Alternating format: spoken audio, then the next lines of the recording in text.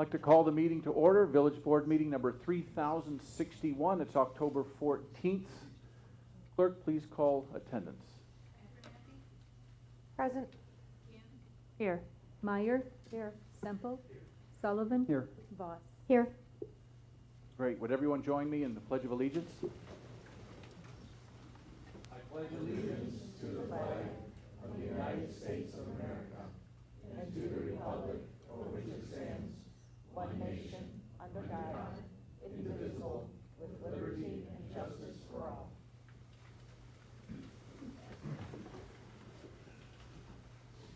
Thank you.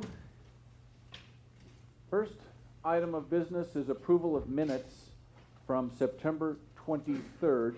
Do I have a motion? So moved. Motion by Voss. Second. Second by Abernathy. Discussion? Yes, Mr. Mayor, I have a correction.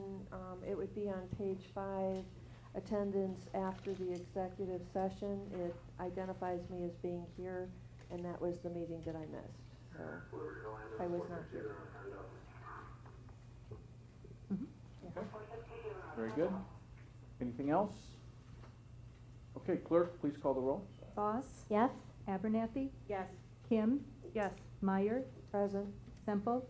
Yes. Sullivan. Yes. Motion carries. Next on the agenda would be approval of minutes from the Committee of the Whole meeting on September 23rd, Exhibit 2 in your packets. Do I have a motion? So moved. Second. Motion by Voss, second by Kim. Any discussion? Clerk, please call the roll. Voss. Yes. Kim. Yes. Abernathy. Yes. Semple. Yes. Meyer. Present. Sullivan. Yes. Motion carries. Very good, thank you. Next on our agenda tonight would be the time where we allow for public commentary. If you would like to address the board, you're certainly welcome to step up to the mic and go ahead and come on up and make sure you give your name for the clerk to name and address, please. Good evening. My name is Joe Schwan. Mailing address is 28630 Champions Court, Mundelein, Illinois 60060. My first comment is, looks like we have a lot of the law enforcement people here, but I would like to add my personal congratulations on a job well done, which was a highly publicized kidnapping throughout the Chicago area, and the professionalism of the Mundelein Police Department in following up, solving the case, and also how they represented themselves on TV. I thought they did a wonderful job in speaking about the situation without compromising any information and letting people, reassuring them that things were being followed through on. So my thanks to a job well done. I don't think they get enough accolades for what they have to go through in their daily routines. My second comment is in regards to the property on 6083 Midlothian. The developer was going to, where the apple orchard was, are they still following through on going to build the homes there, or is that still in progress? Because there hasn't been anything in the paper since the big splash. Yeah, go ahead. Yes, they are in process, and yeah, there's a meeting tomorrow. Not the same developer, a different developer. Oh, it's a different developer Yeah. now? Well, it's great. It was good to read the first thing, that whoever, the original people were from the other development that got through the 2008 crisis, and I think the board made the right decisions in supporting them, and you gave them some waivers on some things, and they got that development done, and the homes look good over there. So I think you guys did a good job. And I don't agree with giving anything away, but I think you did. You made the right decisions in making sure that development got completed. Last but not least, I attended a meeting for the branding, and it was exciting. There was a lot of good information imparted. But I think the timeliness of the meeting is going to have to be accelerated, the follow-through, after the information on Dominic's. I mean, it's like we read more than negative things about things moving, shutting down, and we're not the only community that's faced with that. I think many, many communities are, but most importantly, I thought Dominic's is an anchor store, and we got to overcome that these shopping centers are going to be abandoned. I get my hair cut down there at that place right next door to Dominic's, so I get all the rumors over there. If I don't pick them up at the village meeting, I listen to the young lady who cuts my hair and tells me what's going on. So, they had no insight of what was going to go on with the Dominics, and I think the village, whatever you can do to attract somebody. And I think the most important thing that was really interesting to read about, that the village could possibly lose $250,000 in tax revenue with the exit of that store. You know, it's really interesting when you talk to people about that. They have no idea how important an anchor store like that is to the village and how much revenue they contribute. But also, most people look at the convenience of it, but also you have to look at the revenue side of it. That's a big hole in the budget if that goes away. So I hope whatever you do attracts somebody good. And we need that store there. And again, thank you for allowing me to give my comments. Appreciate it. Thank you. Anyone else? Okay, let me let me address the Dominics thing real quick, because that did come out here just this week, and it's true we do collect $250,000. One thing to remember is that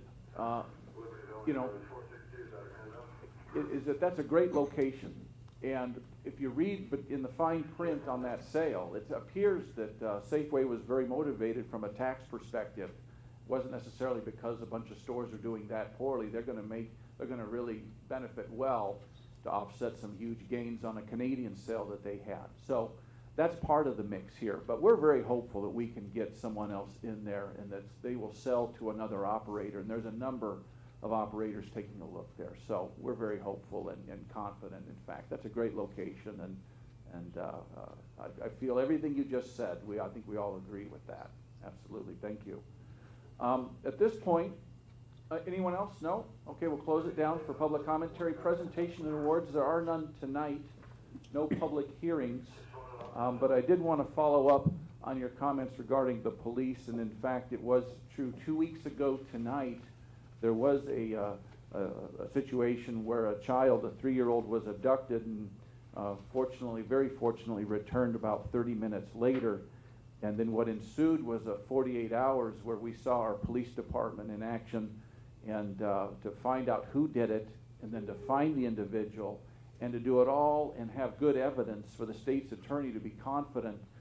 It really revealed just the true professionalism and determination that exists in our department. And you know what, in all my years in Mundelein, I've never been so proud of our police department as in that press conference, standing there with the state's attorney, announcing the capture of this suspect. But I want to turn it over. I think Chief Gunther has a few words to say in following up with this. Thank you, Mayor. I appreciate it. This isn't anything that anybody ever wants to go through in their entire career or in a community ever have to experience. But and I think we all collectively thought together that the longest-standing employee we had with 28 years could confidently say it's never happened in his time, and but it did. And let me just say that there was a level of comfort in knowing that these men and women here were there to take the investigation and work it the way that they did. So I just wanted to take a few minutes to recognize individually what many of them did, because I'm not sure that everybody understands how complex these investigations can be and how some minute details end up playing this thing to its completion and get us to where we were 48 hours later. So I asked a few people to come tonight, and I just want to take a couple seconds and kind of explain to you how they played in this investigation. So, Vicki Dorjath.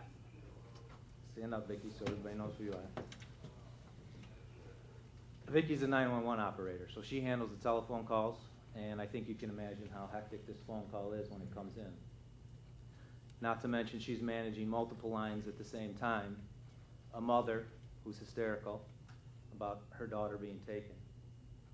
And to complicate the issue, this call goes back and forth from witnesses to relatives from Spanish to English.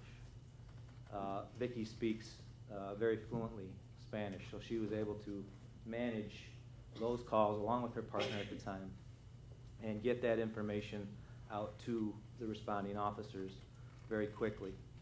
She later took it upon herself, as more information came in, to begin to research our internal databases and find those cars that match descriptions that were given out. And ultimately, she helped considerably in the identification of the offender in this matter. Next would be Commander Cleora and Officer Kravitz. Commander Cleora was the commander in charge of the afternoon shift that day. So he's the first commanding officer down on the scene, kind of fielding this information, this chaos, if you will, because during the first 30 minutes, the operation is heading in the direction of this is an actual legitimate kidnapping, where someone had snatched a 3-year-old girl from the front of their home. And that's how they operated. Officer Kravitz is maybe the most unlucky man in the world in that he's the officer assigned to the call. Therefore, all the paperwork that subsequently comes from this begins with him. But he also then is the one that has to record these facts, make sure that they're there and that they are recorded in proper order. He also identifies a very key witness in the area, a mechanic who observes the vehicle later dropping off the young girl. Officer Schmidt, Dan. Officer Schmidt is also one of the responding officers who, during a canvass of the area, locates a very key portion of evidence, and that being that he sees that there's a video camera at the external to one of the apartments, realizes it's facing an area where we believe this young girl was dropped off, takes it upon himself to get that information to the command, and then also to follow up with contacting the resident of that apartment, finding out he has a recording, and obtaining that information for us, which again becomes very crucial. The identification of this vehicle is really what brought us into the offender in the end. So that was a great job. Commander Duhamel, somewhat unique in what Commander Duhamel provided for this case, but very important. That video was just that, a still picture, if you will, of a vehicle. We didn't have a whole lot of plate information or maker model for that matter. But Gary has a unique ability of identifying vehicles. In fact, it's somewhat of a hobby of his. It's a joke at the police department. He was able to look at the car, he was able to research it, and he was able to tell us, quite honestly, one of the only ones that was able to identify the actual make and model of the vehicle off the still photo. In fact, we got calls from the public when we were seeking information and assistance. We got calls from other police officers from other local municipalities who saw this and said, no, this is the make and model of the car. Everybody was wrong, except Commander Duhamel. So, excellent job. CSO Gill, I think I saw him here, right here, Juan Gill. He also has the innate ability is bilingual, and his services were used throughout the 48 hours to assist the investigations, the initial responding officers, along with Commander Cleora, who's bilingual, to get those witness statements, get down that information, do the canvasses.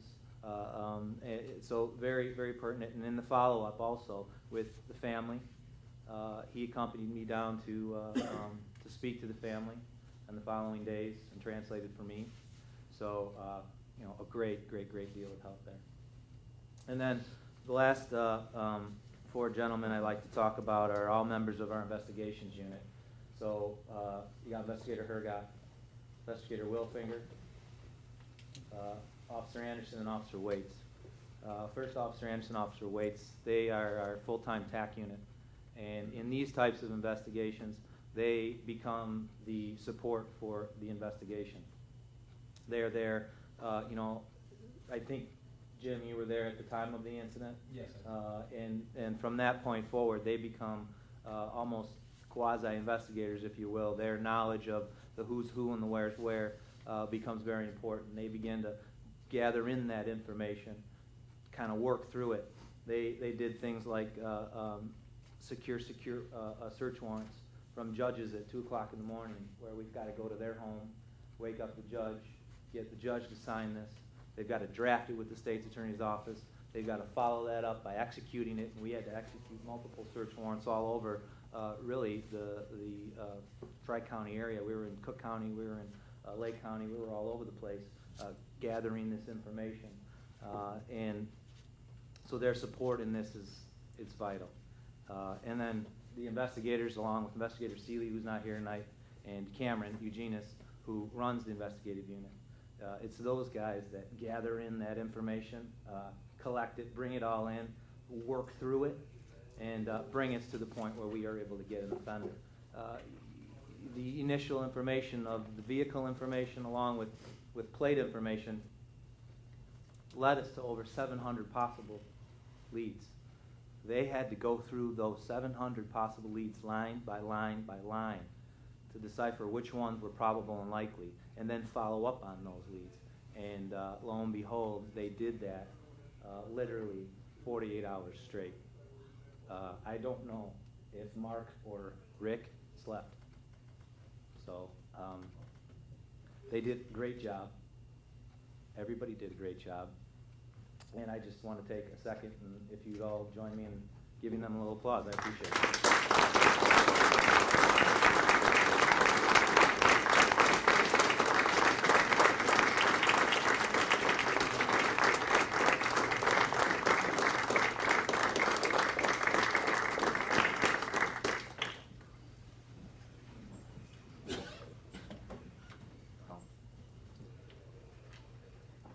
You know, one could say, yeah, you know, we were just doing our job.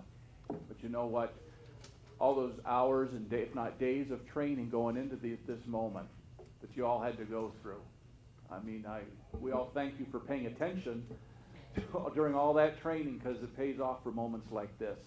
And so from the bottom of our heart, I think from as a board, from the bottom of our heart, more than anything, just thank you very much for your professionalism, diligence, and determination that was above and beyond. Thank you very much, guys. Thank you, Chief. I have two items on the mayor's report.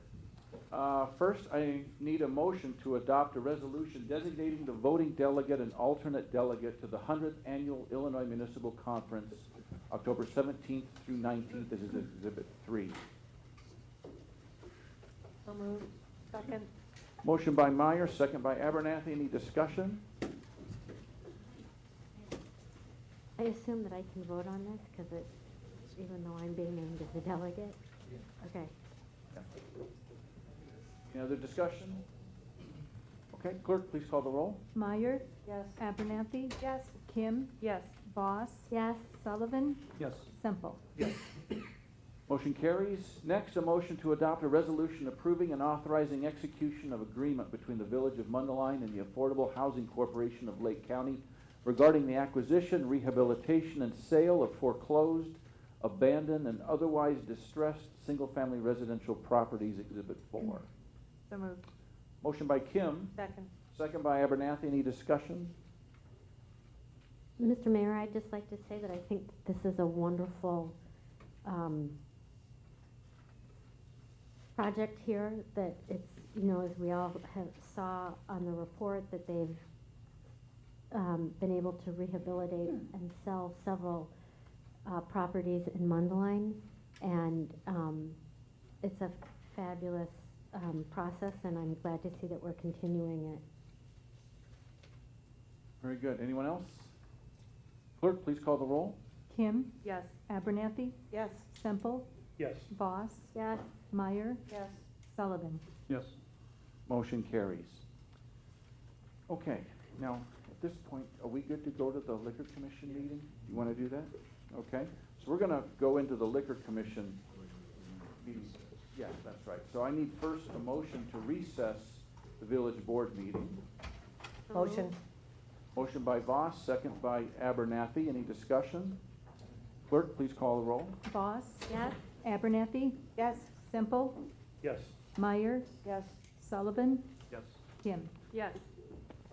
Motion carries. Now I need a motion to convene the Liquor Control Commission meeting. So moved. Motion by Kim, Second. second by Voss. Okay, just a second. Any discussion? Clerk, please call the roll. Kim, Yes. Voss, Here. Yes. Semple, Yes. Abernathy, Yes. Meyer, Yes. Sullivan. Yes. Liquor Control Commission meeting is convened. Clerk, please take attendance. Abernathy, Yes. Kim, Here. Oh, Meyer, Here. Semple, Here. Sullivan, Voss. Here. Very good. We have technically 3 items, but first we have approval of minutes from Exhibit 1. This is from the minutes from August 12th, 2013. I need a motion for that approval. So moved. Second. Motion by Meyer, second by Kim. Discussion? Clerk, please call the roll. Meyer, Yes. Kim, Yes. Abernathy, Yes. Semple, Yes. Sullivan, Yes. Voss. Yes. Motion carries. This brings us to Exhibit 2. This regards PZRC Inc., doing business as Wingstop at 720 South Route 83. Are the proprietors here tonight? You want to come on up and just tell your name and address if you could, and then tell us what you want to do there. Hello, good evening. My name is Paul Perano at 720 South Illinois Route 83 in Mundelein, 60060. And we're requesting the help of getting a liquor license so we can offer chicken and beer to all our good Mundelein residents.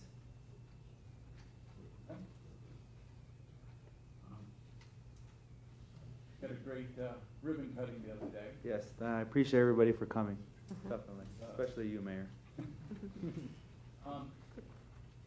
We need to know any more information, because you were a Wingstop before, right? Yes, currently have a Wingstop in Chicago, and I do hold a liquor license for with Cook County.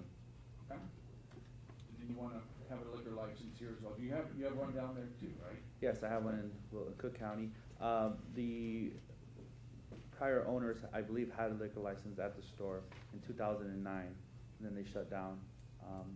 So the reason I know that is because I was told by the former owner, and because we have the tap beer there that we don't use, of course, but we know it was previously installed. I just have a couple of questions. Sure. We require somebody in Lake County, right? They have to have their manager live in Lake County. So who's that gonna be? I don't see anybody from Lake County here. I currently am the manager at the store. Actually, I'm in uniform because I just came back from working. But I do live in Lake County. I moved here. I live in Port Barrington. I can update you with my address. Okay, because the current address that you give is not in Lake County. That would be an issue. Yeah, I spoke to Wendy, and I updated her with my new address. So I have proof of address. I live in Port Barrington, and I am the current manager at the store full-time. Okay, and the only other thing is just cautionary that my recollection is that the prior owners of Wingstop had a violation in their short tenure. And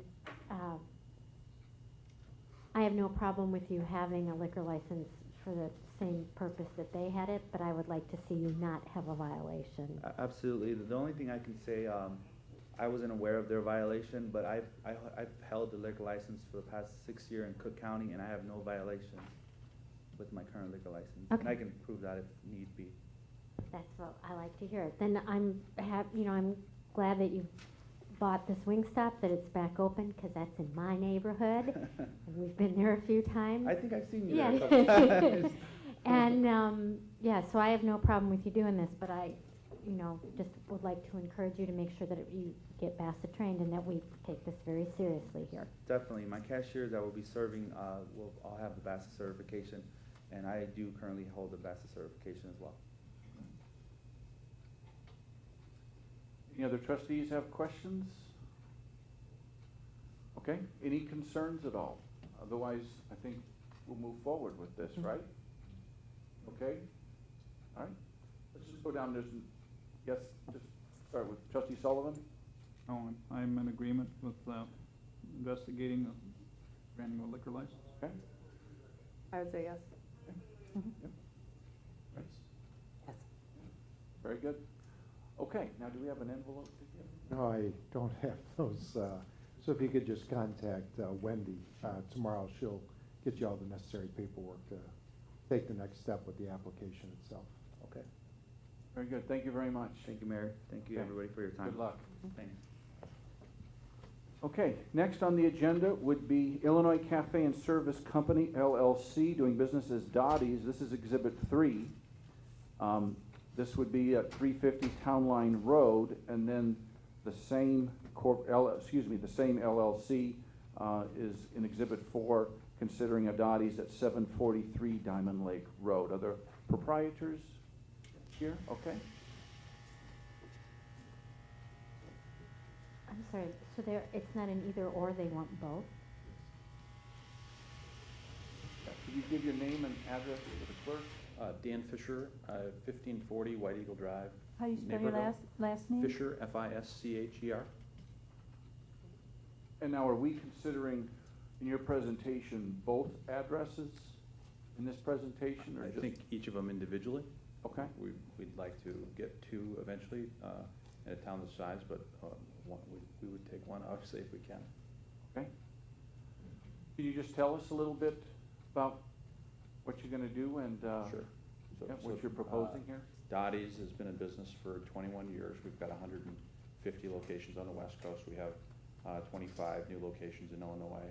Our first dozen locations will be opening this month.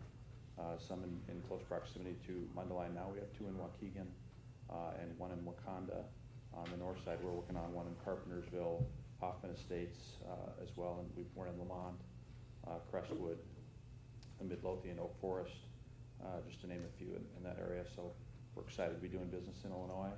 I moved here. I'm the principal owner of the business. I grew up in Minnesota in the Midwest, so I'm happy to be back in the Midwest with my family. And we've got a great concept. We've done business for 21 years. We've never had a liquor violation. The concept itself really doesn't dictate overconsumption of alcohol or irresponsible alcohol consumption. We actually self-imposed a 4-drink maximum at the location. If you've had an opportunity to review any of the photos, you'd see it's decorated more of an old-fashioned 50s style kitchen. We've got a great food component. Food's always available, all hours of service.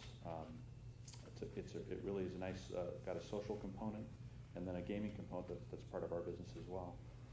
We've been blessed to have been exclusively approved with Kroger, so a nationally publicly traded firm that has chose us as an internal brand in a lot of their locations out west and even here in Illinois.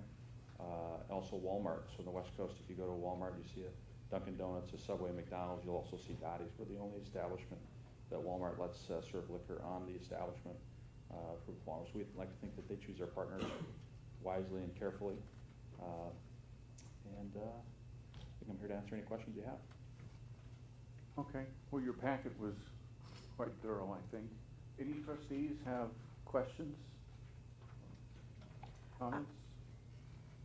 Trustee Abernathy. According to your information, you say that you serve food, but yet I was looking at this and nowhere in your lease agreement does it have you have a kitchen, have any kind of build-outs for food service, so.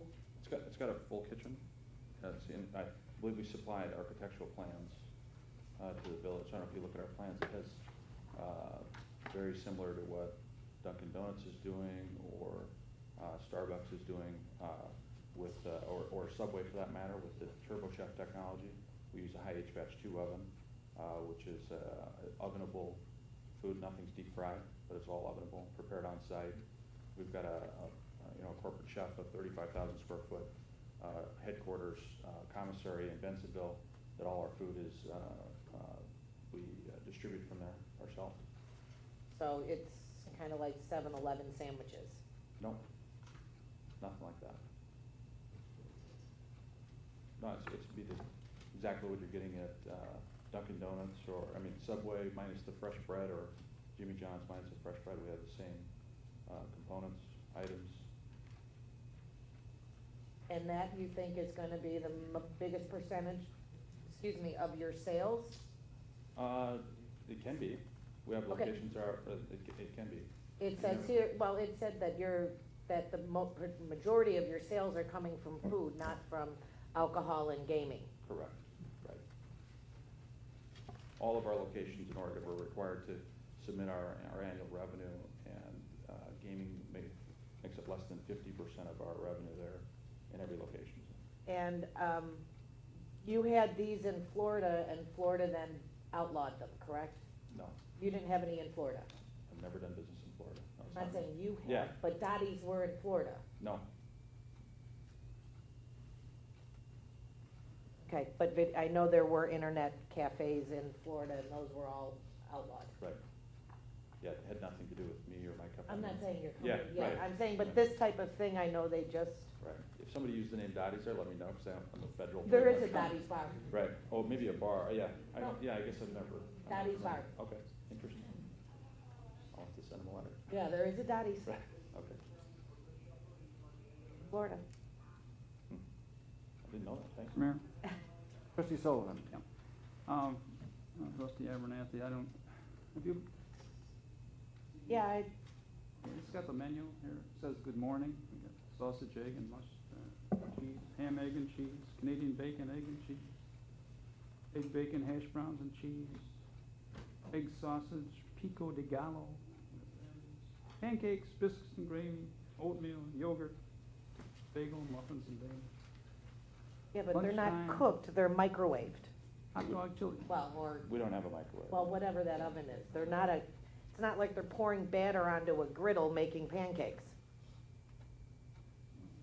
Right. Pancakes are on the menu. I understand pancakes are on the Oh, menu, I'm just saying. No, there's food all the time. If you can believe this. Right?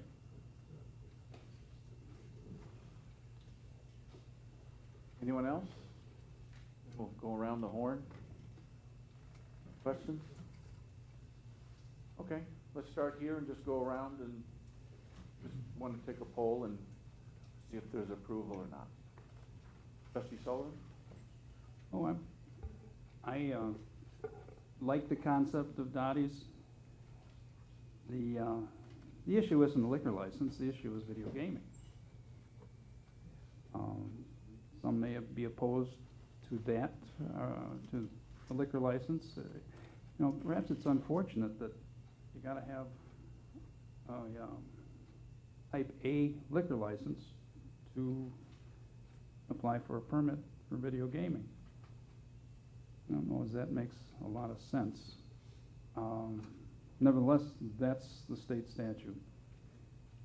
But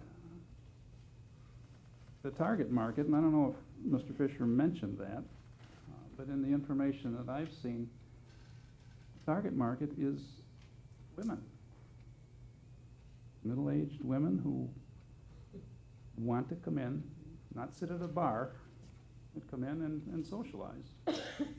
Perhaps participate in video gaming, but just as likely to come in and have something to eat, perhaps a glass of wine, and meet with friends. This is not an environment that is present any place in Mundelein at this point in time.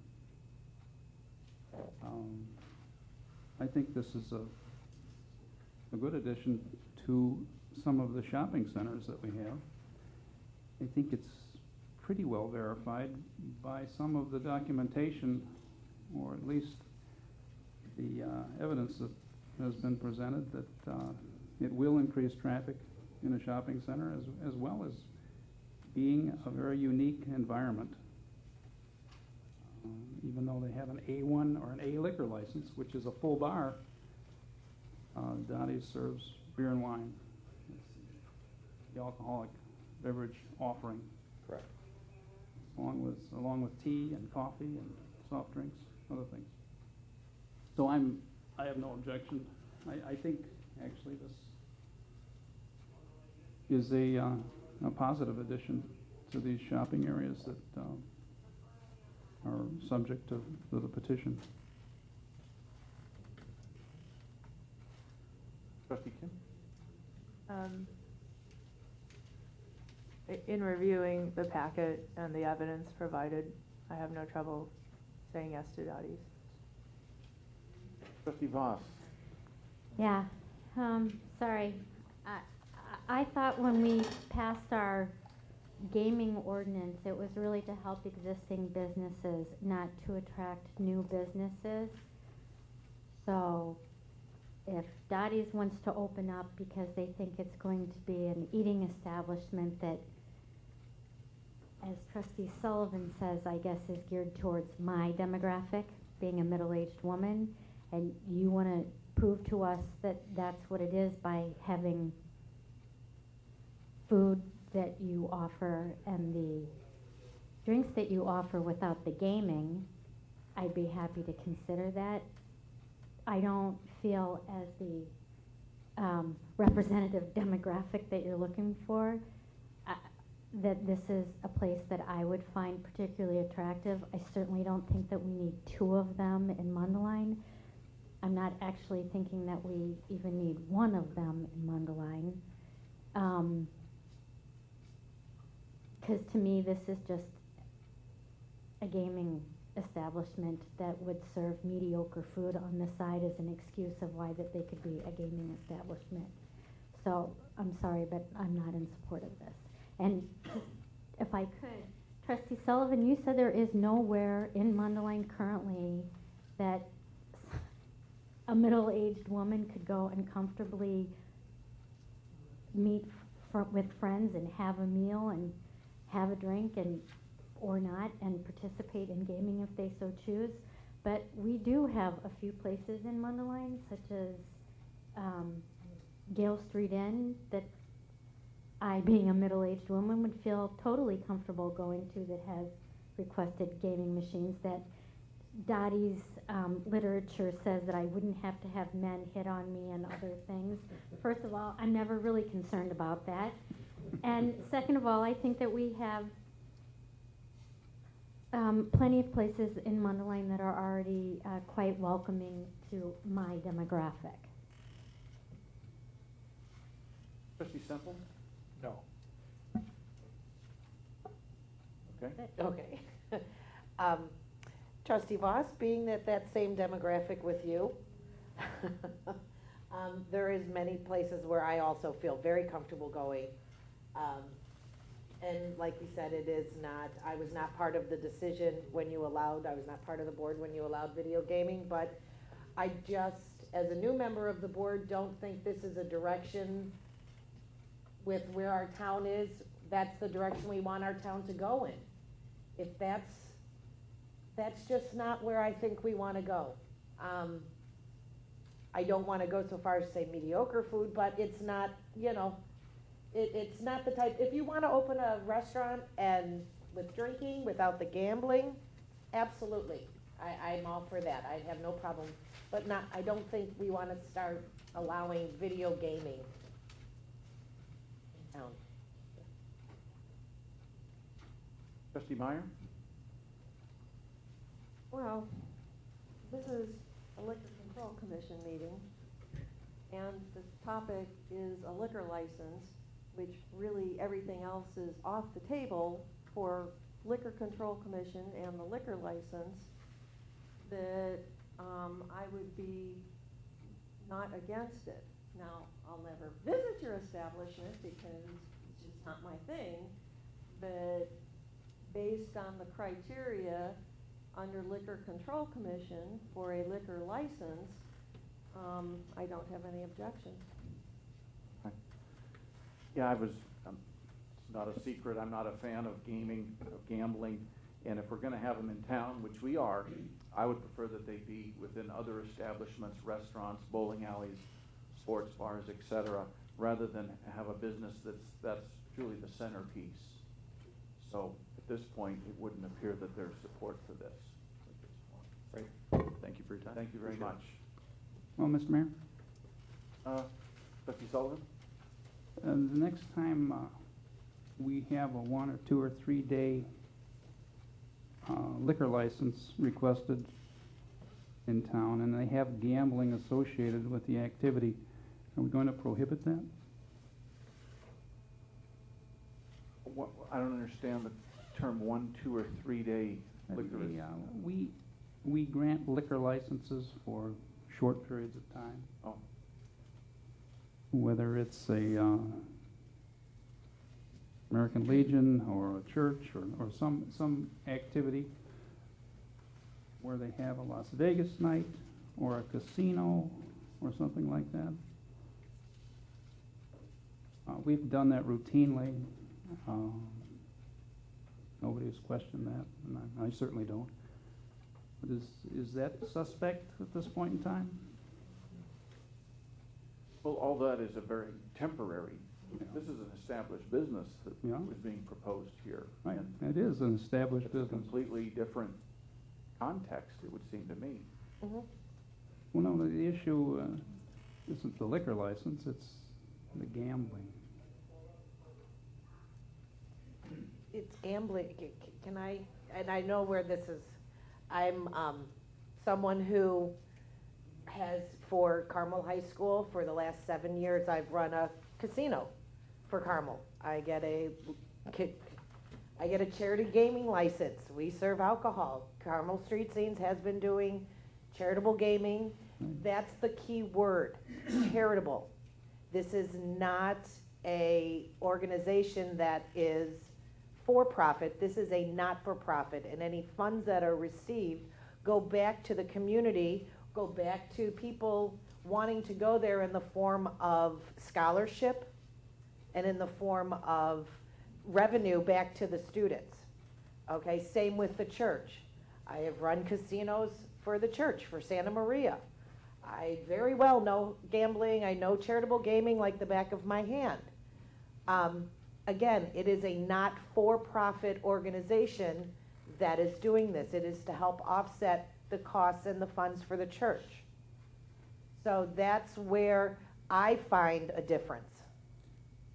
Okay, charitable, non-charitable, can make that differentiation, but I think the real differentiation is whether you view video gaming as entertainment or vice. And I think those of you voting no think that this is a sinful activity. And that's fine, I that's definitely okay. don't think it's a sinful That's okay. activity. I mean, You've I've heard spent the how to- last 8 years. I am not ready to make that designation, that distinction. I'm not going to be the keeper of anybody who wants to be entertained. If anyone thinks, and no one thinks this is a good bet, this is an outrageous bet to put money in a slot machine or a video gaming device. You're going to lose, and they know it. It's a source of entertainment, and this Dottie's, I beg to differ. The places that have video gaming are bar rooms, right? And a woman is not comfortable walking in, sitting down at a video gaming device in a bar room.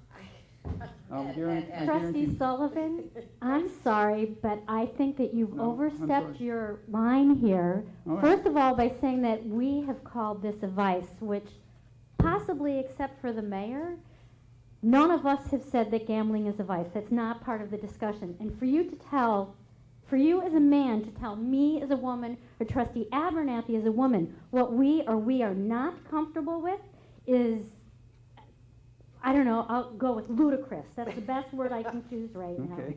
So I think that we have every right, that we've expressed our opinion. You disagree, so be it. But please don't start telling me what I think based on your thought of what a woman should think. Well, very good. I won't. I don't think I ever suspected that anyone was being pointed at. I'm just thinking of the environment. And I think that the business plan before you from Dottie's is pretty well proven to be a place of comfort for women. It's not a bar room. It's a kitchen. So that's fine, whatever A you think. kitchen, Trustee That's Sullivan, it's why not a there's 7 of kitchen. us. It's not a kitchen. A kitchen includes a stove, and there's no stove. Most kitchens have a stove. They don't even have an electric burner plate. It's not a kitchen. It's heating up sandwiches in a convection oven. Mr. Mayor, Kitchen to me. this is the Liquor Control Commission. Isn't what we have on the table a discussion of liquor license and all the other aspects, I'm not sure why we're even discussing those at this point. Well, because part of the liquor commission is that you look at the business that's requesting the license, and you look at the entire business to determine whether or not the way that we do it is to determine whether or not we want that business here. And by a 4-3 poll, we have determined that we do not. And I understand your perspective on that, but we're looking at a liquor commission and a liquor license. Yes, you look at the total business, but video gambling was a totally different issue that was voted on at another time. Well, I agree, but this is a determination of whether or not we want this business to open. Whether we want, they can open as a restaurant, whether or not we want to give them a liquor license. That's the purpose of this meeting tonight. And I've four heard of us very have little said, discussion about liquor and far more discussion on other activities at the business. well, by their own admission, liquor's the smallest portion of their revenue. Yeah, and it's important to remember. If I can speak, because there's been lots of misrepresentations about our business and folks about our food that have never eaten it, because I eat it all the time, and we have lots of people that come and eat our food. So I find it really entertaining when people say stuff about our business when they've never been in it. Because I've given a number of tours to full boards like this and other villages that have given me the opportunity to say, we want to understand your business better. Let's go to another town and walk one of your stores. And I've walked out of there with unanimous approval in 35 other communities in Illinois. So they've definitely bought into our concept and what we're all about. We've got great food. I eat it all the time. I think we have a wonderful business. We probably sell 20 coffees to every one beer and diet soda. And to answer your question about women, the only data that I have to go off of is that I've ran this business for a long time. And out of 30-some thousand customers that we keep active database on, 24,000 of them are women over the age of 40. So that's who comes into our establishment. I don't doubt because that. we make it really homey and really comfortable. We don't have a sign up that restricts anyone from coming in, but we open in a town like Mund Lat, and the people that like our environment end up coming to our establishment, and we stay in business for a long time. So it's just, I think you kind of get lost in translation about who's coming in and what our motive is and how our business operates. We don't focus on any of that stuff. We're a great business that doesn't operate with violations in our liquor business. We offer a great, we're open during hours where other places aren't open, morning and daytime hours especially, and we attract a nice, clean customer that comes from your residence here in Mund Lat. So that's all I have to say. If you don't want our business here, I understand, and I gracefully walk away, but I just don't like to hear misrepresentations about our business and what we're doing, because we are here to create jobs. I'm here to pay tax dollars, substantial tax dollars that charity gaming also contributes to. We'll give a lot more than that, I promise you, and do a great job. So, but thank you for your consideration, and I appreciate that. Mr. Mayor, I just have a few more comments. Trustee Kim. Thank you. I just wanted to comment that with a lot less pushback, we did approve the liquor license for Tavern on 60, who is also doing video gaming. The fact that it's an issue, but it is legal and we did pass it, so I question the legality of saying no based on that. And Trustee Meyer is right in that this section is addressing the liquor license. So those are just my thoughts. Thank you. You want me to comment on that, or are you seeking comment? You on can. that? Those Okay. are just my thoughts. Tavern on 60 is a large, much larger. It's like a sports bar type establishment, like I said, and that when we initially debated video gambling, we had several business owners say that they could really use the extra revenue, and in my opinion, that helps sway the debate a bit, is to have them speak. And so Tavern on 60, being a larger restaurant, sports bar type thing, falls in that category, as opposed to what this is, which is more gaming specific, central. That's kind of the the center part of the business. Now, Trustee Meyer, remember, we're creating a liquor license here. Okay, we're not just approving a transfer or anything. We're creating a brand-new liquor license, and in that context, we do evaluate the whole business, location, everything about it, and their business plan is very clear. So, that's just, I don't know if that addresses what you were, no, what you were saying, but I want to come back to Trustee Kim, because you said something about the legality of saying yes. And remember, we have, as the Liquor Control Commission, you know, if we say yes to one, that doesn't require us to say yes to someone else that might have a similar this or that. Am I correct in that? I mean, we have the power to do that. Yeah, it's not the Liquor Control Commission that this power rests with. It rests with the village board. The Liquor Control Commission is just considering it as far as making a recommendation to the board as to whether or not to create a Class A or two more Class A licenses. My own review of the law over the years tells me that one of the few things that village boards have complete discretion in is whether or not to create a liquor license. Once it's created, you don't have discretion as to whether to issue it. If the applicant meets all the qualifications of an existing, already created liquor license, he would be able to go to court and require the issuance of that license by the Liquor Control Commission. He cannot go to court, however, and successfully get an order to the village board to create another liquor license.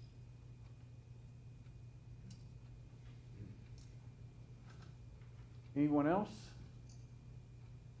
Thank you, Mr. Marino. Okay, then, with that done, do I have a motion to adjourn the Liquor Control Commission meeting? So moved. Motion by Second. Voss, second by Abernathy. Any discussion? Clerk, please call the roll. Yes. Yes. Meyer, Yes. Kim, Yes. Sullivan, Yes. Semple. Yes. Okay, we are adjourned. Now I need a motion to reconvene the village board meeting. So moved. Motion by Kim, Second. second by Voss. Discussion? Clerk, please call the roll. Sullivan, I'm sorry, Kim, Yes. Voss, Yes. Sullivan, Yes. Semple, Yes. Abernathy. Yes. Meyer. Yes. The village board meeting is now convened. Clerk, please take attendance. Papers here. Okay. Abernathy, Here. Kim, Here. Meyer, Here. Semple, Here. Sullivan. Here. Voss. Here. Very good. Thank you. Next on the agenda for the village board meeting would be trustee reports. First, we have Public Works Committee, Trustee Meyer.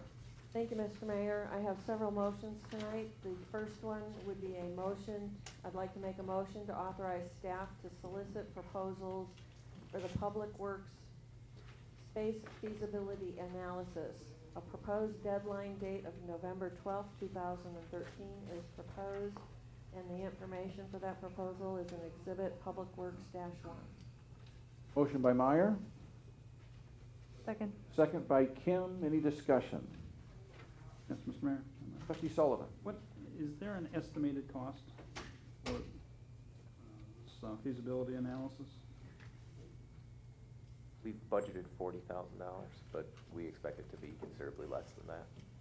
That's what the budget has in it right now.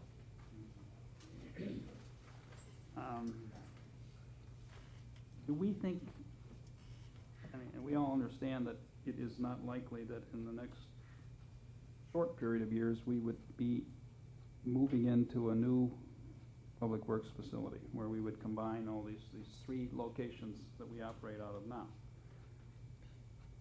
Is it likely that we will create a feasibility study now that over 5 to 10 or more years now would be outdated and have to be redone? I understand that concern with normal office use of facilities, but for our purpose, a loader is not gonna change in size in the next 10 years. So our core work and our core space needs revolve around our equipment. And the size of that equipment isn't changing, hasn't changed over decades. So we're pretty comfortable with moving forward with a feasibility analysis because of that. Okay, and that being the case, tell me, I'm sure I've asked this before, anytime we do a feasibility study, we go outside and we hire a consultant to do this. Why is a consultant going to be more effective knowing our needs than our own staff in Public Works? It won't be more effective in knowing our needs. We definitely are, but we aren't architects. We can't design a building. We haven't consolidated 3 different facilities into one like we're proposing to do here. So we want to bring in an architect or engineering consulting firm that's done this before with similar public works facilities, similar sized communities, to be able to give us that expertise that we don't have in-house. All right, so this is not so much a plan, a space plan, as it is architectural design? I mean, not of a building, but in effect, it's more than just how much space we need? Yes, it's substantially more. The proposal we're asking for is for the contractor to provide us with the necessary space required, but a preliminary architectural design, as well as anticipate the growth of the department as well as the community, and provide us with a 15-year projection on that so that we aren't caught short-sighted on this project. All right, so we'll have something in our pocket that will have us one step ahead when it comes to actually designing a new facility. That is our plan. All right, thank you. Anyone else? Trustee Abernathy? I'm kind of, Mr. Boucher, along the lines of Trustee Sullivan. If we're not planning on consolidating and moving for 5 to 10 years, I just am trying to really put my head around the reason for spending this money to do a feasibility study, which, like Mr. Sullivan, it really does bug me to spend that kind of money on feasibility studies. When it's not needed, because we're not going anywhere. So I'm trying to realize why now we need to budget or spend $40,000 minimal or maximum, could be 35. Why we're spending $35,000 for something that's not going to happen In the short term. in the short term. Right. And I mean, it's not going to happen in 5 years. I would be willing to bet that if a developer came because they saw the development of the downtown and expressed an interest in the property that included where Public Works currently is, that we would want to be prepared to move sooner rather than later and have all of these preliminary steps done so that if some developer does come and wants that property, we're ready to do it. Well, if a developer comes and wants to do that, then I think we could really quickly get a feasibility study done. We could pay for it and say, okay, let's spend $45,000 and I need it done for right away. And don't take 6, I just don't see spending the money on something that we don't need. And by right now, we can do it at probably a lower rate than we would be doing it years from now. And if it's something that is not going to change, as was expressed by Mr. Boucher, that we know what we need and that is not likely to change, we are actually saving money by doing it now rather than later. Trustee Semple? The space analysis, you've done these in the past for the fire department, the police department, and the village hall. And part of the reason of doing these in advance is so we can kind of back into the size of the building and the size of the parcel of land that we need. So when the village is searching for a piece of land to house the public works department, we actually know what our bottom line need is gonna be. Because, you know, there may be parcels that come up. We may have developers approaching the village again, and this very piece of land was donated by a developer to the village, and this piece of land was originally going to be a public safety building, which was a police and fire structure. And a new village board was elected and split those two, and the space analysis needs are what all went into the thought process. So actually having this space analysis on hand, I think, is the natural first step to next year or 2 years or 5 years or 10 years, when we are shopping potentially for a piece of land to house this thing in. Space analysis may say one big parcel, or maybe you're best off with two. They may say you should put some of the departments on the second hall of the village hall after Weston moves out. Maybe all that will be considered. So I think as the overall cost of a public works facility, this comes in well under 40,000. This is lower than the price of the chairs that'll probably be on the building. So I'm all for this. It's a good first step. Anyone else? Clerk, please call the roll. Meyer, Yes. Kim, Yes. Voss, No. Abernathy, No. Sullivan, Yes. Semple. Yes. Motion carries. Thank you, Mr. Mayor. The second motion I have is I'd like to make a motion to authorize staff to extend the existing contract with Acres Group for one additional season, and that would be found in Exhibit PW-2. Motion by Meyer, Second. second by Voss. Discussion? I have a Mayor, question. this is for the private contracting. My understanding. Yes. Yep. Re-upping.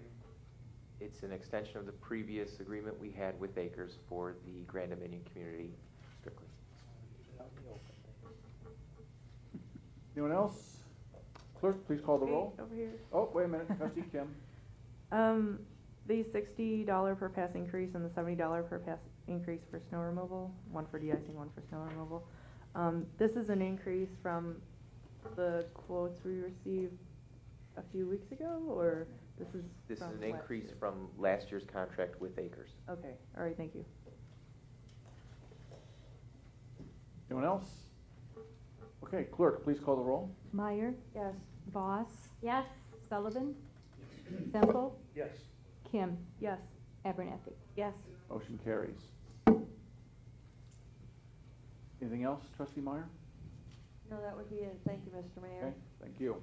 Next up, Finance Committee, Trustee Sullivan. Thank you, Mr. Mayor. This evening we have two motions. The first is a motion to approve the payment of bills from our bill list to AT&T, a number of invoices. They total $7,144.75. I move that we make those payments. Motion by Sullivan, Second. second by Abernathy. Discussion? Clerk, please call the roll. Sullivan, Yes. Abernathy, Yes. Voss, Yes. Meyer, Abstain. Semple, Yes. Kim. Yes. Motion carries. Second motion is one to approve an increase in the village's reserve policy. I'll see this on exhibit finance number 2. For a number of years, we have had our reserve minimum fund balance at $3.5 million, approximately equal to 2 months of expenditures for operations. This motion would increase this amount to, I believe, 7.7 million. This fiscal year ending to 2014 has budgeted expenditures of 23.1 million.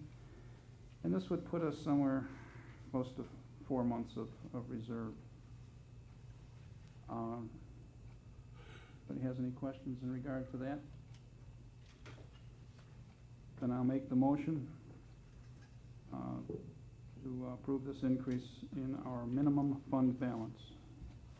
Motion by Sullivan, Second? second by Voss. Discussion?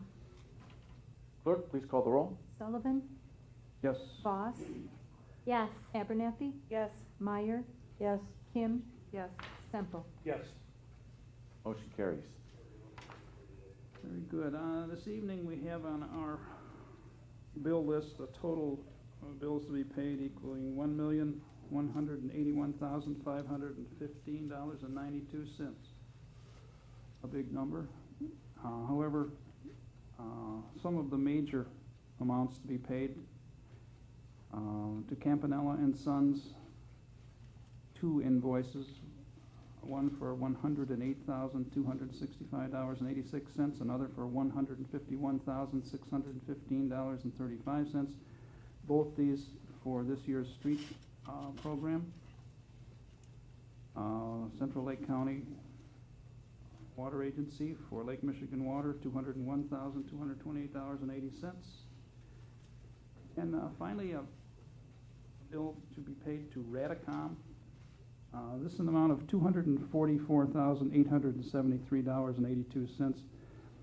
This noted for communications equipment upgrades, actually a whole remodeling for the police department, I believe. Am I correct in?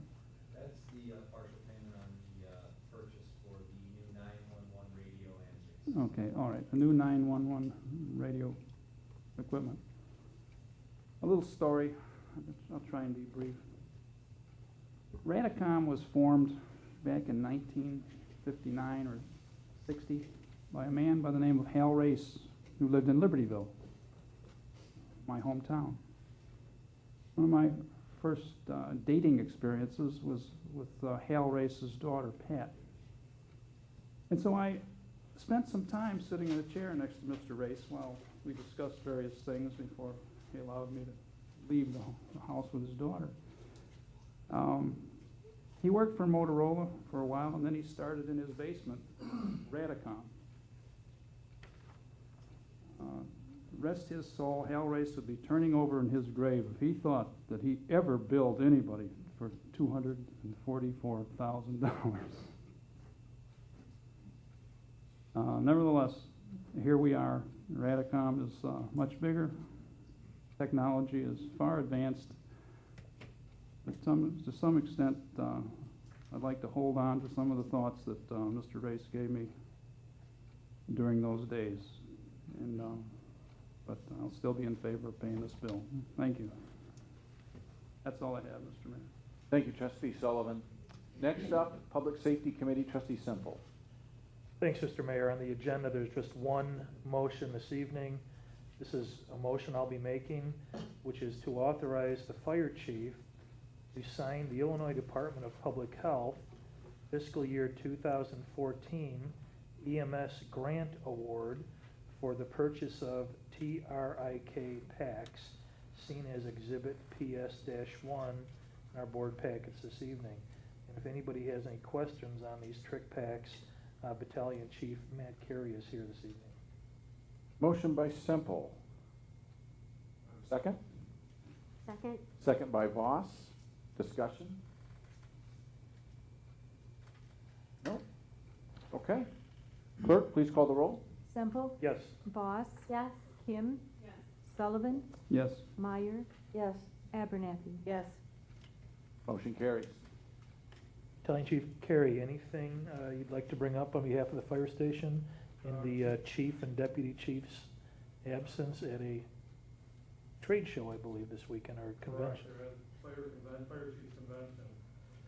Chief Sashko just wanted me to bring up 3 things. He wanted me to announce the blood drive for this Saturday, October October 19th from 9 o'clock till 3 o'clock. Donors will receive a free pizza from Hits Pizza, and they'll be entered in a raffle to win an autographed Stanley Cup 8x10 photo of Andrew Shaw. He also wanted me to bring up about, we had a very successful fire prevention last week. We did the village buildings, the schools, everything went off without any problems. And just about the CERT team is, again, this weekend.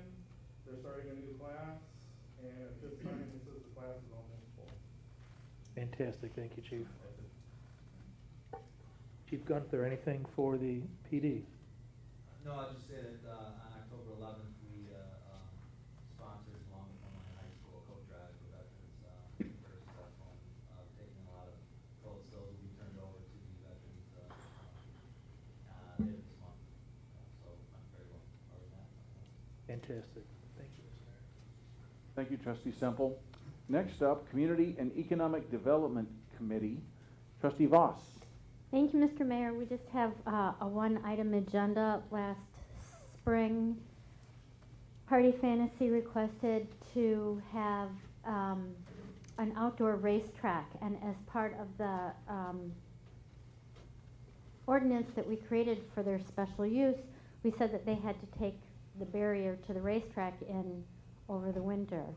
And they are here tonight asking that they be allowed to leave it up. Actually, Commissioner Schubkegel and I went and looked at it prior to this ordinance coming up, and we felt like because of the size of the barricades and how substantial it is, that it really makes more sense to leave it up. We felt that there could be more damage really to the parking lot and to the structures themselves by requiring them to move them in and out in the spring.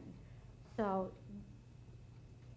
Adi, do you want to add something, or do I have this? Well, first thing, thank you. I can give you an answer. Give your name and address. Oh, my name is Adi Moore. I live at 67 Laurel in Highland Park. How do you spell your last name? Moore, M-O-R. And I'll give you all the answer from grocery store to vacant land for public work if you want. Anyway, we wanted to do a simple track in the beginning, and then the committee asked for concrete barricade, and the fire department asked for a fence on top of it, and then there was some gate, and then some beautiful landscaping that we did. And before you know it, you got a beautiful place, and I don't think you want us to uproot the trees, and I think we had a nice season, and we like to keep it locked, beautiful and clean. Okay, so with that being said, I'm going to make a motion to pass an ordinance amending ordinance number 13-6-25-25, granting a conditional special use permit to Party Fantasy, Inc. to operate an outdoor amusement facility for a go-kart track on the property located at 342 Town Line Road, as seen as Exhibit CEDC-1. And again, this is an amendment that would allow them to leave the barricades up year-round and not require them to try and take them down and store them. So we have a motion by Voss. Is there a second? Second. Second by Semple. Any discussion? Trustee Abernathy. The question, I completely agree with leaving the concrete barrier and stuff. It probably would, because to remove that and put that back, but the canopies and the bleachers will be removed? No. No, it's all going to stay there. It's pretty well, Okay. solidified in there. When we put the bleacher, the village recommend that we have barricade in the front and the back of it. So there's really no reason to move it. I think it's all locked and gated. Okay. It's beautiful. And the canopies won't? They're substantial. It's not like they're Okay. not caught. Okay, no problem. We did all the right thing. We put a beautiful fence over there, and we really didn't save on anything. So. Any other discussion? Yes, Mr. Mayor. Trustee Sullivan. I wonder if I might ask, have there been any issues regarding code enforcement or noise complaints? No. Any calls for injuries? No. Well then, Mr. Moore, you've proven me wrong, and I'm glad of that. Thank you. I'm very happy to be wrong. Thank you. I wish taking the subject about the grocery stores in town, I just want to tell you, for every square feet Walmart is going to build in, you're going to have 4 square feet of vacancy. Okay. And that's exactly what happened in Mount Prospect. When they went from regular store to superstore, everybody went out of business, including Garden Fresh Market. I'm not sure the Jewel is going to stick around. We have 127 employees over there. Hopefully we can keep 70 or 80 after Walmart open. Remember, Walmart do not give any jobs like butchers and deli men. They have stock boys because everything comes pre-packed and put on the shelf. So the people that are going to lose the biggest chunk of job is the people that are making north of $15, $17, $20 an hour. So I think it's a wrong thing to bring the Walmart to the kitty corner from us. I have no problem with this amendment to the ordinance, thank you. Trustee Meyer. I don't have a problem, I just have a question. In looking at the ordinance and that we've limited the months of operation from May 1st to September 30th, and there have been Marches that have been 80 degrees and Octobers that are really nice. Would it make more sense to, have that weather dependent versus having actual dates? I think the board would probably entertain that, and I think if Mr. Moore wanted to come back and I've been coming forth and back to this building. I know how many ceiling tile over here. The obvious thing, I have a horse on 60 and 45, and I just got a notice today that we have a beautiful fall. We're going to keep it open for another month. I asked my manager to close it because I wanted to be, but I think we could have been open another 3 or 4 weeks, and spring come earlier, so if you want us to come back, I will. I'll tell you exactly how many ceiling tiles there is in this room, and we'll sit here for a few hours, and you approve it if you like, but thank you. Would you need to come back? I mean, don't we have the power to do that within this change? No. No? Okay. Thank you. Okay. Thank you. All right, clerk, please call the roll. Boss? Yes. Semple? Yes. Meyer? Yes. Kim? Abernathy? Yes. Sullivan? Yes. Motion carries. Thank you very much. Good night, everyone. Now, I'll just make a follow-up comment on your Walmart. They don't have the best tasting fresh sauerkraut in Lake County like you No. do. So. And one more thing, everybody thought that we're not going to do the business when the Cup Food opened next to us, and we showed everybody that we do better than anybody else in town, and we thank the community, and we're a big part of this community. We bring customers from 10 miles around, so. You also have Boar's Head. I like Great. Boar's Head. Great company. Thank you. Thank you. Trustee Voss, anything else? That's all, Mr. Mayor. Okay. Thank you. Next up, communication and marketing. Trustee Kim. Thank you, Mr. Mayor. Although there's nothing officially printed here, I wanted to give a little bit of thanks to Dawn, who has been doing a phenomenal job. The fact that people, know far and wide exactly what happened with our police station, and the good news when they caught the suspect. I actually was contacted by a neighboring village asking how they could get someone similar, so it's working, and we're being envied already. Thanks. Also, I'd like to add that there is a steering committee meeting tomorrow at 7 o'clock on the second floor of the police station. It is open to the public, and it's the next installment of what we're doing for the branding campaign. Thank you, Mr. Mayor. Okay, thank you. Next up, Transportation and Infrastructure Committee. Trustee Abernathy. Thank you very much, Mr. Mayor. I just have I have a few things. The first thing I'm going to talk about is the Holly Street improvements. I have a motion to approve addendum number 2 to the professional services agreement for the West Holly Street design with Gawalt Hamilton Associates, and authorize the village engineer to sign addendum number 2. Motion by Abernathy. Do I have a second? I'll second that motion. Second by Sullivan. Discussion? Oh, yes, I have a question. Okay. This is the extension east from Holly to Seymour. One block, From 45 to just. or from the- 45 to Seymour? Yes. I'm sorry, 45. And the estimated cost of this is $103,000? The additional design cost What For was one the- block? for about a quarter mile. Oh, a quarter mile. Yeah, it goes up to about the tracks, from 45 to about the tracks, east of Chicago.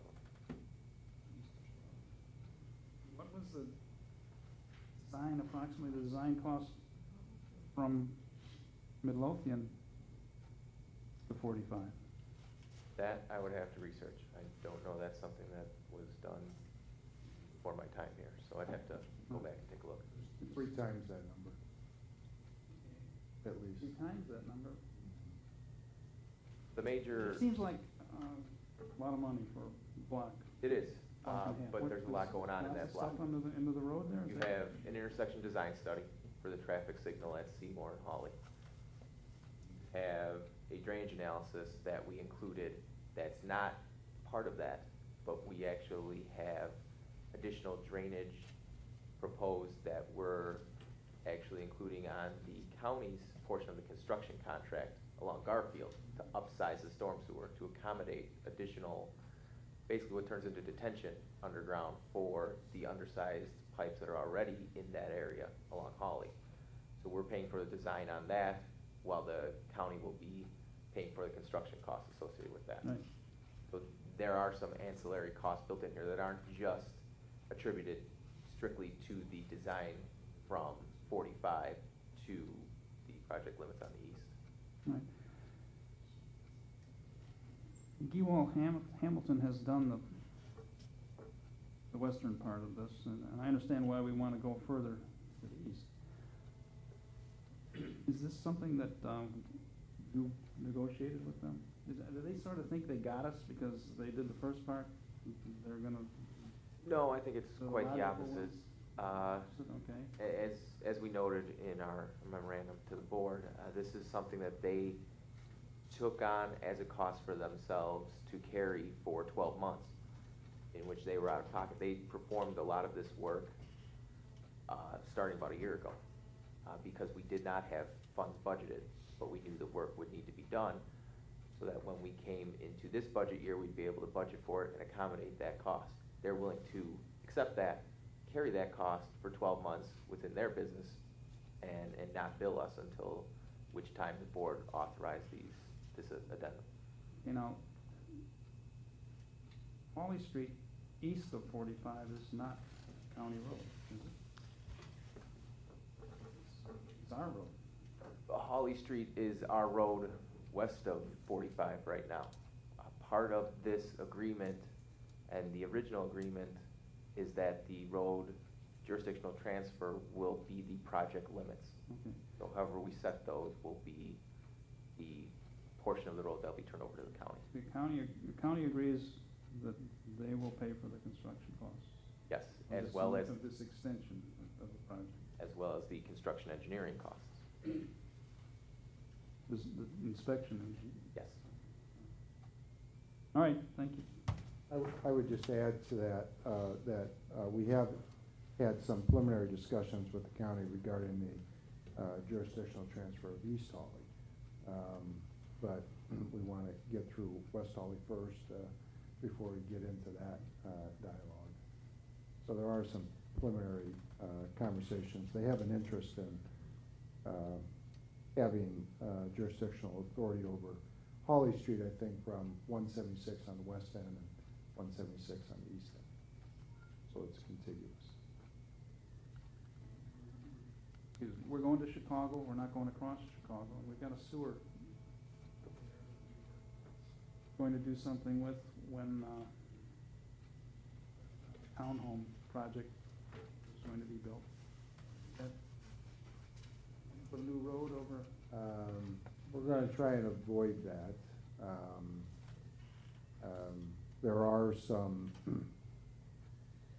discussions going on with that project starting again. So, I mean, all of this is in flux at this point. We're aware of the improvements that have to be done on Chicago. We hope to avoid having to redo a street twice. So, it's been many years since we've looked at the engineering on Chicago Avenue, so we have to just take a look at that. And finally, is any of this work TIF eligible? Yeah, some of that work on Chicago, it's within the TIF district, is certainly eligible. I know that project at that time. Necessary to put it into the TIF reimbursement category from the start? Be done any time. It can be done any time. I think what we've been doing is accounting for those items that are TIF eligible in an annual resolution, I believe, so that we have accounting of it.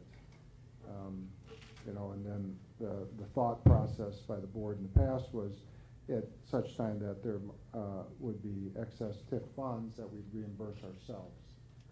Last I checked, I think it's probably $1 million. Yeah, we're in the red right now, but we have high hopes. All right, thank you. Right. Okay, anyone else? Discussion? Clerk, please call the roll. Abernathy? Yes. Sullivan? Semple? Yes. Meyer? Yes. Kim? Yes. Voss? Yes. Motion carries.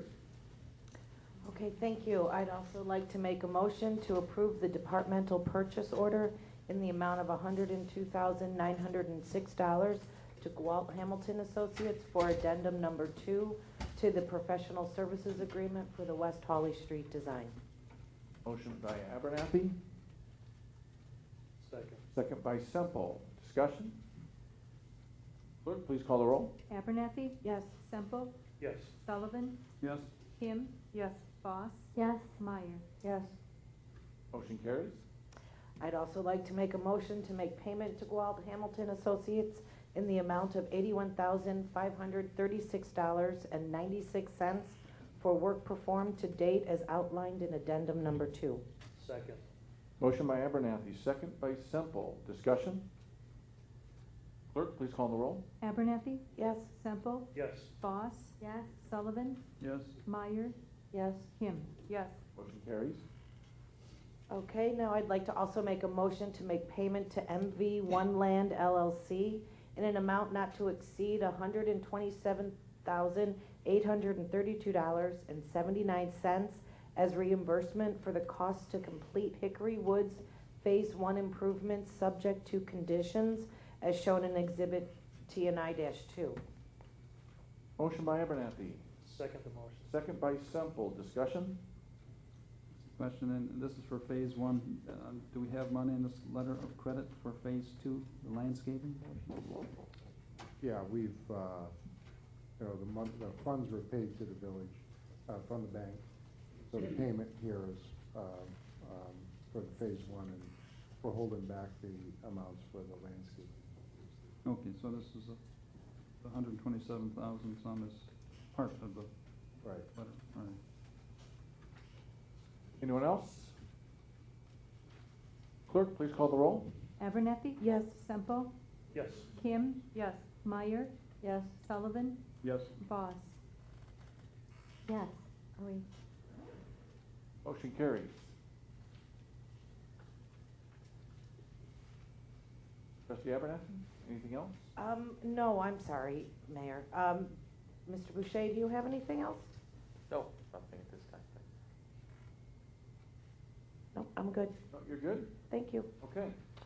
At this point, does any other trustee have any other reports at all before we get to the omnibus items? Nope? Okay, let's go on. You want to hear another story from my high school days? No? Okay. A through F, omnibus. Does any trustee wish to pull any of the items? There's 7 items there. Otherwise, we'll vote on all of them at F, one time. please. Trustee Voss wants to take off F. As in Frank. F as in Frank. Anyone else? All right, so I'll need a motion to pass A through E. Motioned. Motion by Abernathy? Second. Second by Voss. Discussion? Clerk, please call the roll. Abernathy, Yes. Voss, Yes. Meyer, Yes. Sullivan, Yes. Semple, Yes. Kim. Yes. Motion carries. Item F, Trustee Voss? Thank you, Mr. Mayor. I actually just pulled this off because I want to abstain from voting. I did have a chance to review the bill pay list, but not to ask the questions that I need to ask. There are some things on it such as white fence posts and an amount for family photos that I need to have explanations for before I can vote on this. So Okay. I would just like to have it pulled off, please, for me.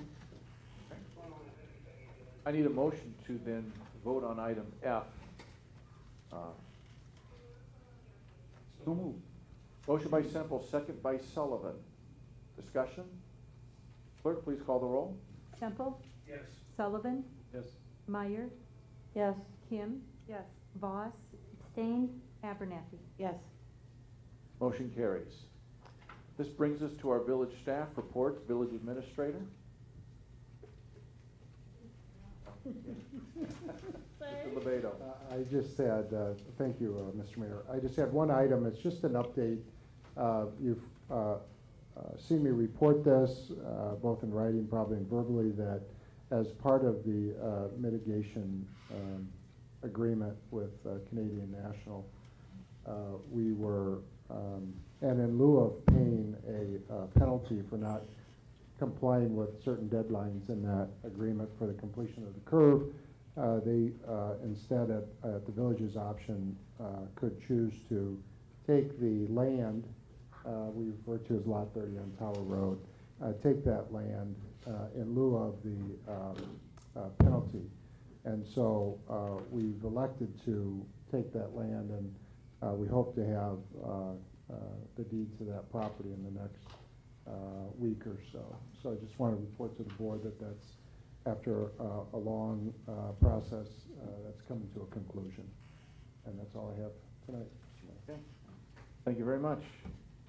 Next, village attorney, Mr. Marino. I have no report, but I understand there is going to be an executive session. We will have an executive session, correct? Yep. Yep. Next, village clerk. No report. No report tonight. Okay, at this point, we are going to adjourn into executive session, so we are going to recess. So I need a motion to recess into executive session to discuss land acquisition pursuant to 5 ILCS 120, So moved. Second. section 2C5. Okay. Motion by Kim, second by Voss. Any discussion? Clerk, please call the roll. Kim, Yes. Voss, Yes. Abernathy, Yes. Meyer, Yes. Semple, Yes. Sullivan. Yes. Motion carries. Motion by Kim, second by Voss, to reconvene the village board meeting. Any discussion? Clerk, please call the roll. Kim, Voss, Abernathy, Semple, Meyer, Sullivan. Village board meeting is now in session. Clerk, please call attendance. Abernathy, Kim, Meyer, Semple, Sullivan, Voss. Here. Okay, oops.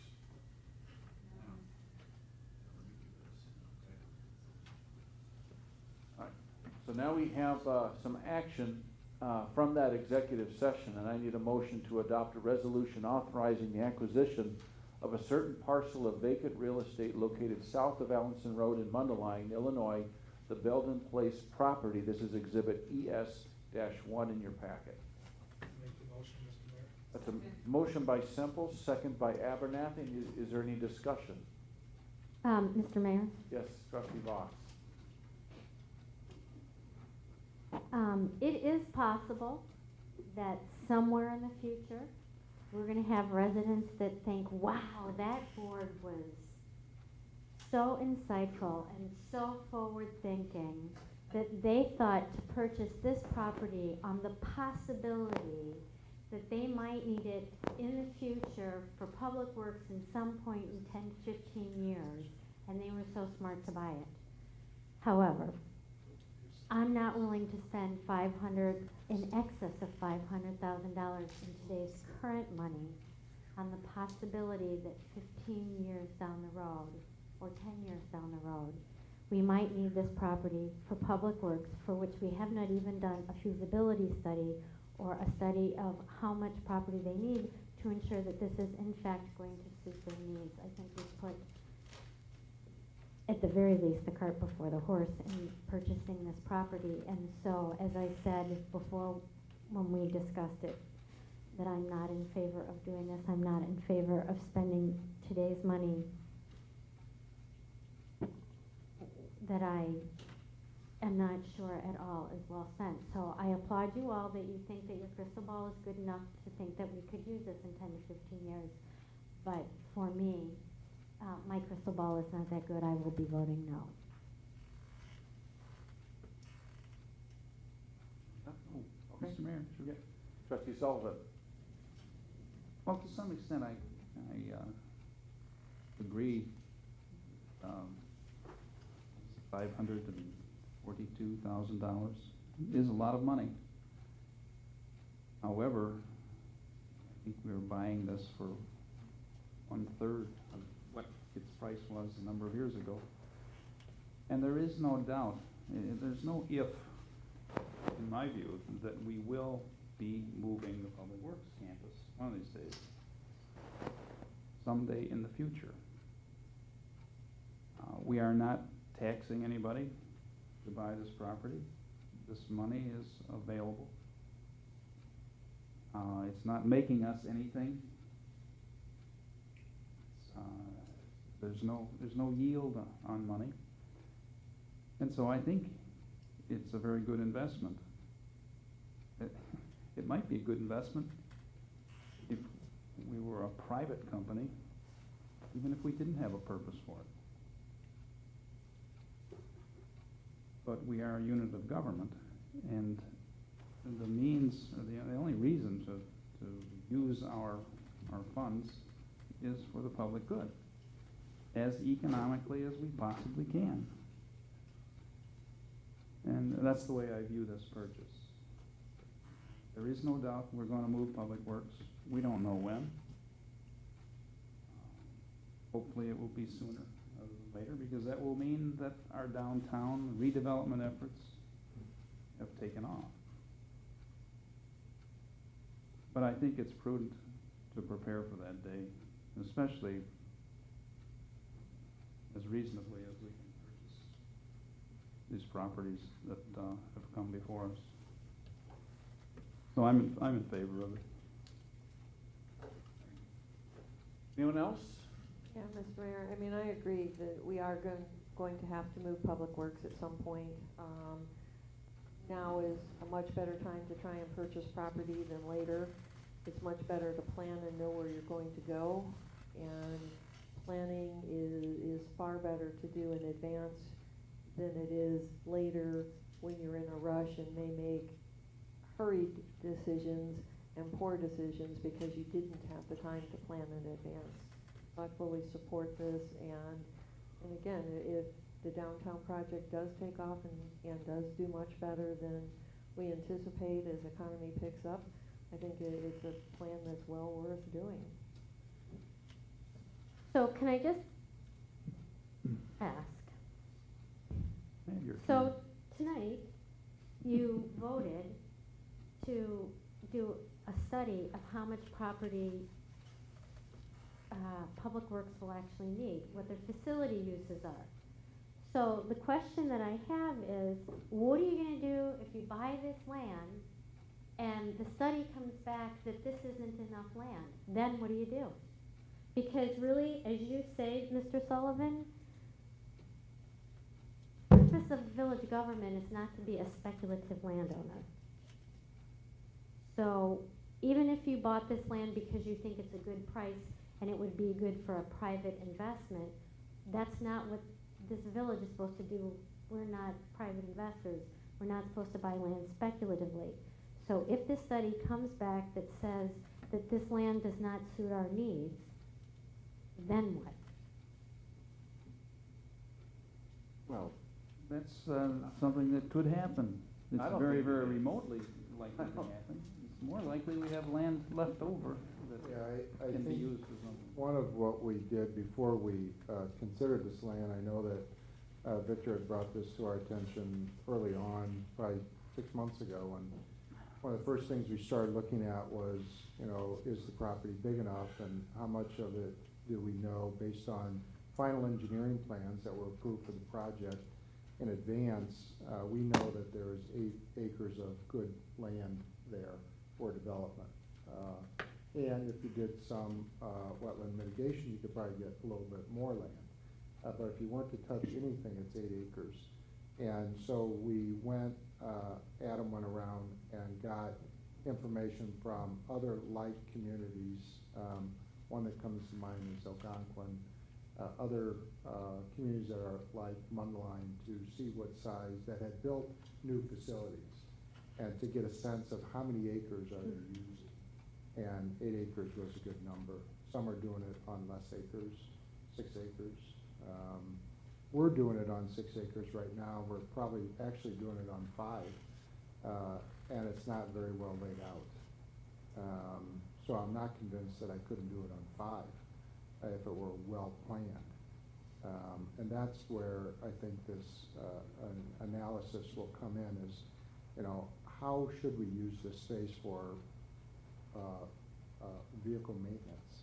Is there a better way of laying it out than we're laying it out today? I mean, we know what we know today, but maybe there's a better way. And square buildings work better than all the hodgepodge of stuff we have. So I think we're comfortable. I mean, I wouldn't have brought it forward if it wasn't comfortable that 8 acres would do it. Now it's a matter of how do we lay it out and what's the best, most efficient way to do that. So, I mean, we're comfortable at this point with where we're at. And keep in mind too, Trustee Voss, this is an asset. Right now, we have reserves and cash, and we're just simply transferring assets over. So our asset number doesn't go down with purchasing of this land. We're just transferring assets from one mode to another. Assuming that, Perceive it's a good opportunity, given that this land is available. again, you're assuming that it's speculative, assuming that if we didn't need it, that we could sell it, and also we take a parcel of land that for which we collect taxes that we will now take off the tax rolls for 10 to 15 years, beyond which that there was a company that was interested in building residential units on this property that we will not get the taxes from. So there is a cost to doing this. You know, we all have different opinions on this board, and this is one in which I differ. I just am not comfortable spending what I consider to be today's money on speculation in this instance. Anyone else? Okay. Clerk, please call the roll. Semple? Yes. Abernathy? Yes. Voss? No. Sullivan? Yes. Meyer? Yes. Kim? Yes. Motion carries. Okay. Oh, very good. Any other business? That's what's on the item there. Nope. Need a motion to adjourn? Motion. Second. Motion by Abernathy, second by Kim. Everyone in favor say aye. Aye. All opposed?